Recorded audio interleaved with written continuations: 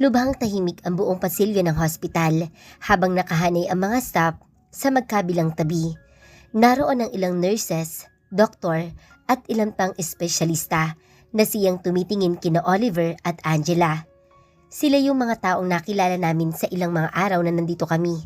Nababalot ng lungkot ang bahaging iyon ng hospital. Kinurap ko ang mga mata para itago ang pagtutubig ng aking mga mata. Sinulyapan ko si Mami na nakatayo sa tabi ko. Nasa hanay din namin si Daddy at si Krista na tahimik lang.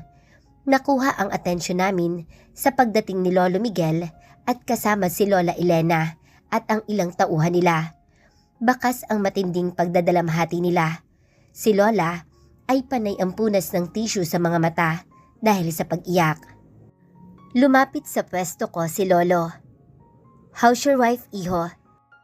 Pilitin man niyang magmukhang matatag, alam kong sa likod noon ay ang labis na pagkadurog ng kanyang puso. Hindi pa rin siya gumigising, Lolo. Malungkot na sagot ko.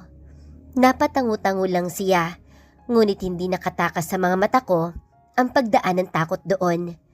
Tinapik niya ako sa balikat, saka pumesto sa tabi ko. Hinagka naman ako ni Lola Elena sa pisngi bago lumapit kay Tita Maricel at Tito Manuel. Napansin ko ang ilang pamilya na hindi ko kakilala. Baka sa mga mata nila lungkot habang nakamasid sa amin. They are the family of the recipients of Oliver's organ. Bulong sa akin ni Mami. Ngayon ang araw na nakatakdang i-donate ni Oliver ang kanyang vital organs.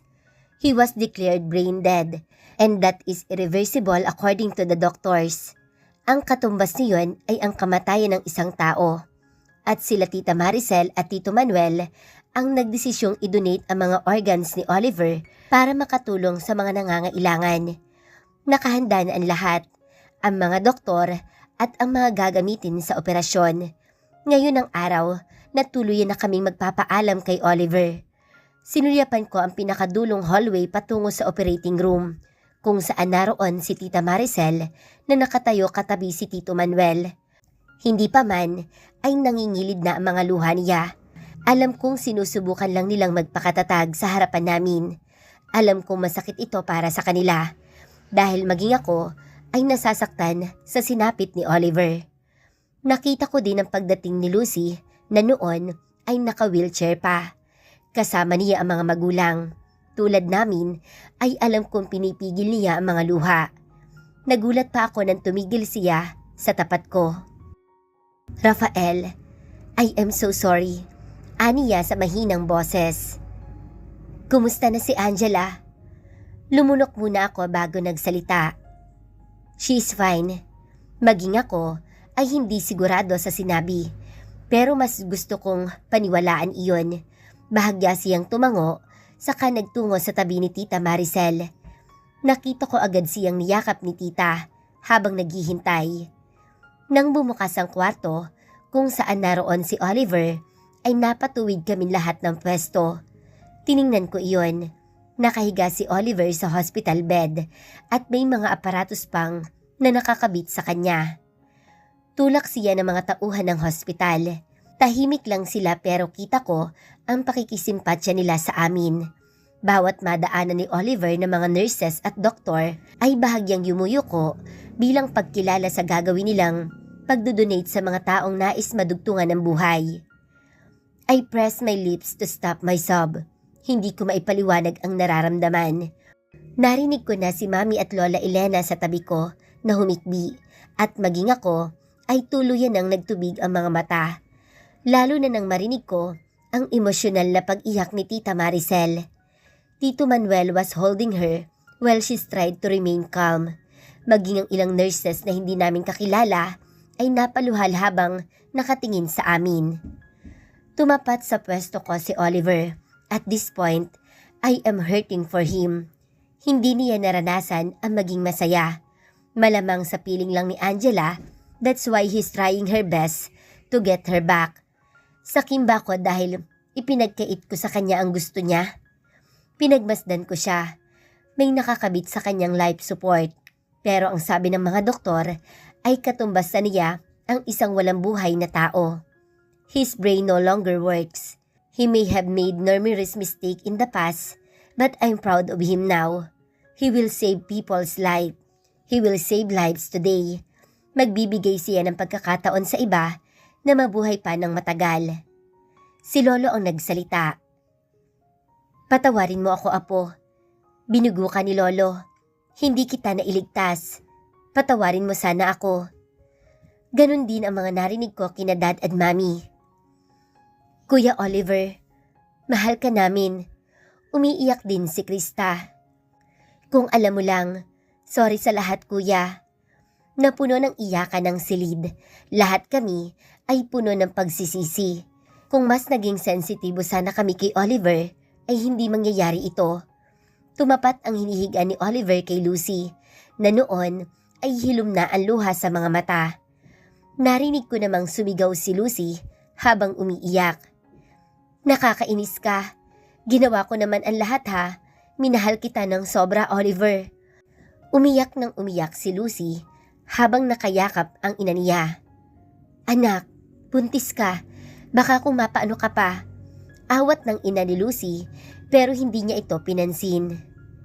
Oliver, bakit tayo humantong sa ganito? Isang pagkakamali ko lang yun pero hindi mo na ako pinagbigyan ng pagkakataon. Ikaw, handa kitang patawarin sa lahat ng ginawa mo sa akin. Nakakainis ka dahil hanggang ngayon, mahal pa rin kita. Bakit mo ako iniwan ka agad? Magkakaanak na tayo. Bumalik ka naman bago ka pumasok sa operating room. Please? Gumagaralgal ang boses na pakiusap ni Lucy sa asawa. Kahit pa, alam niyang imposible ang hinihiling niya. Naging emosyonal na siya, kaya inawat na siya ng kanyang mga magulang. Oliver, anak ko, patawarin mo si Mami at Daddy.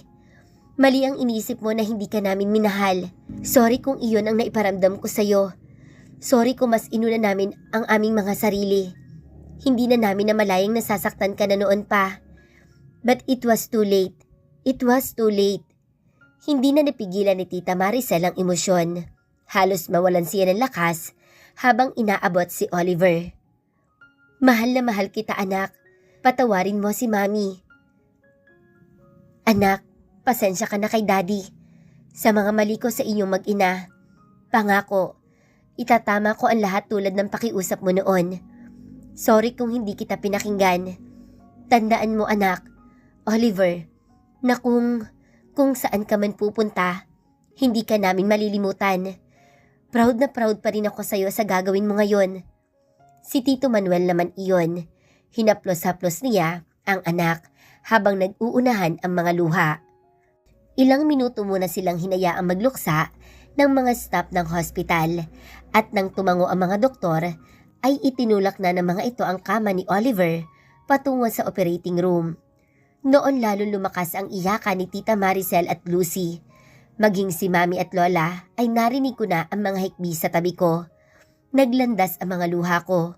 Hindi ako makakilos. Why is this happening to us? Kailan ba matatapos ang pagdadalamhating ito? Tumutulo ang luha ko habang pinagmamasdan ang kama ni Oliver na ipinapasok sa kwarto kung saan isasagawa ang operasyon. Sa huli ay kailangan naming magpaalam sa kanya. Habol ni Tita Maricel ng tingin ng anak habang humahagulhol. Nang tuluyan ng makapasok sa kwarto iyon ay nanghihina siyang napaupo. Inalalayan lang siya ni Tito Manuel at hinayaan namin silang magluksa. Magkayakap na sila na dinadamayan ng isa't isa. Noon lumapit sa amin ang isa sa pamilyang pagbibigyan ni Oliver ng kanyang organ. Mawalang galang na ho. Gusto lang po sana naming magpasalamat sa inyo. Alam ko pong hindi dapat ipagpasalamat ang nangyari sa anak nyo. Pero dahil sa kanya, madudugtungan ang buhay ng anak ko. Sana po, makabawas sa pagdadalamhati ninyo ang kaalamang sa pagkawala niya ay may mabibigyan siya ng bagong pagkakataong mabuhay. Umiiyak ang ginang na lumapit sa amin. Bata pa po ang anak ko at hindi ko alam kung papaano magpapasalamat sa inyo. Pinagmasdan siya ni Tita Maricel saka malungkot na ngumiti. Aalagaan niyo po ang anak niyo because she will have my son's heart. I'll find comfort knowing that his heart will continue beat. Niyakap si Tita Maricel ng ginang. Matapos iyon, ay nilapitan namin siya at mahigpit na niyakap. In the end, we had each other as a family. Kami man ang nagkaroon ng awayan, sa huli ay kami pa rin ang nagdamayan. Maya-maya, pagkatapos ng operasyon, ay ihahanda na ang burol para kay Oliver. Tahimik na naglalakad ako patungo sa isang silid. Ang silid kung saan naroon si Angela. As usual, ay wala pa rin siyang malay. Hinaplos ko ang noo niya. Please Angela, don't leave me. Huwag kang susuko. I may be selfish but I don't want to lose you. Bulong ko sa kanya. Ilang segundo ko siyang tinitigan. Ngunit wala akong nakuhang sagot buhat sa kanya. Hanggang kailan kaya ako maghihintay? Lumipas ang mga araw, pero nanatiling walang malay si Angela. Napabuga ako ng hangin nang mabasa ang email ni Rose sa akin. Ayaw ko man pero kailangan ko magtungo sa Milenya. Hindi naman habang buhay ako magiging ganito. May mga empleyadong umaasa sa akin. Napansin ko nag-aalalang nakatingin sa akin si nanay. Nagtatanong ang kanyang mga mata. It's my assistant, Nay. Gusto niya ako magtungo sa opisina. Pero hindi naman importante iyon. Anak, Rafael, puntahan mo muna. Ako na ang bahala kay Angela dito. Taboy niya sa akin. The meeting Rose was telling me has been canceled many times at hinahanap na ako ng mga kliyente namin. Hindi ko pwedeng habang buhay na baliwalain ang Milenya. Dumako ang mga mata ko kay Angela. Ayaw ko pa rin siyang iwanan. Natatakot ako. Baka kapag umalis ako, ay madatkan ko na lang siyang. Ipinili ko ang ulo. Ang sabi ng mga doktor ay nagkakaroon ng improvement sa brain injury niya based sa result ng mga test sa kanya. Magandang senyales iyon. Rafael, hindi matutuwa si Angela kapag nakita ka niyang pinababayaan ang trabaho mo. Sige na Tutoy, kami na ang bahala dito. Ulit pang pagtataboy ni nanay sa akin. Nag-aalangan na sinulyapan ko pa rin ang asawa ko. Napansin siguro ni nanay ang ginawa ko, kaya muli siyang nagsalita. Walang mangyayaring masama sa kanya. Sinisiguro ko, andito ako at babantayan ko siya. Napipilitang dinampot ko ang cellphone at laptop. Nilapitan ko ang asawa ko at nagpaalam sa kanya. Kahit pa nga alam ko namang wala akong makukuhang sagot buhat sa kanya. Angela, pupunta lang ako sa Milenya. Mabilis lang ako doon at babalik ako agad. Binalingan ko si nanay. Nay, kapag kailangan ay huwag po kayo mag-aatubiling tawagan ako agad. Oo anak, huwag kang mag-alala. Sige na, mag-iingat ka sa biyahe mo. Nagmamadaling nagtungo ako sa Milenya. Habang nagmamaneho, ay bumabalik sa alaala ko ang mga nangyari sa mga nakaraang araw. Nailibing na si Oliver.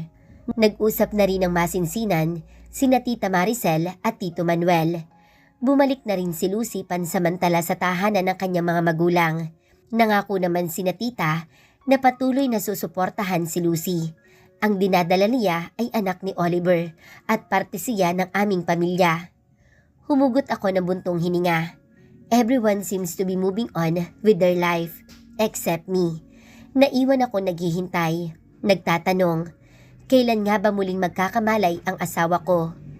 Kinalma ko ang sarili bago tuluyang pumasok sa building. Ramdam ko ang nagmamadaling kilos ng mga staff nang makita ang pagpasok ko. Ilang araw o linggo na nga ba akong hindi nagpupunta dito? Rose? Tawag ko kay Rose nang makarating ako sa opisina. May mga hawak siyang dokumento at base sa ekspresyon niya ay siguradong kanina pa niya akong hinihintay. Sir, I'm glad you made it. Nagagalit na si Mr. De La Vega. Kanina pa siya naghihintay at ilang beses na nating na-cancel ang meeting na to. They are waiting for you at the conference room already. Good, I don't have much time. Sagot ko at humakbang na patungo sa conference room. Hindi lang ang Milenya ang makikinabang sa deal na ito, kaya huwag ako madaan ni Mr. De La Vega sa galit. Kung hindi niya kailangan ng deal, ay hindi siya matsatsagang maghintay sa akin. Pagdating ko ay namataan ko ang ilan sa mga executive at si Mr. De La Vega na naghihintay sa akin. Finally, Mr. Rafael, salubong agad niya sa akin. I thought you are no longer interested in the deal. I had a lot on my plates these past days, sagot ko at naupo sa pinakasentro ng mahabang table. Ah, yes, I heard. It has something to do with your wife and cousin, right? Kahit naman ako ay madidistress sa kaiisip kung malalaman kong magkasama sila sa napakalayong lugar. Aniya, saka mahinang tumawa. Natigil ang akma kong pagkuha ng mga document sa harapan ko. Tiningnan ko siya ng masama at nabasa ko ang takot sa mga mata ng mga empleyado ko, maging si Rose. I don't have much patience right now. What do you mean, Mr. De La Vega? Mapanganib na tanong ko. Isang maling salita at makikita niya ang hinahanap niya. The accident, ano pa ba? I am sure may iba ka pang ibig sabihin kanina. Tiningnan ko siya sa mga mata. Siya naman ay hindi masalubong ang mga tingin ko. Yes, he's our client. Pero hindi ako mangingilag sa kanya. Iniwan ko ang asawa ko sa hospital para sa meeting na to. Akala ba niya ay maghahabol ang milenya sa kanya? No. A few calls and I can make it him collapse. Hindi pa ako pumatol sa sino mang kasamahan sa negosyo. Ngayon pa lang. Naramdaman siguro niya ang galit ko, kaya agad siya nagpaliwanag. Mr. Rafael, you might have misinterpret. I was just talking about the accident. Akmang magsasalita ako nang tumunog ang cellphone ko.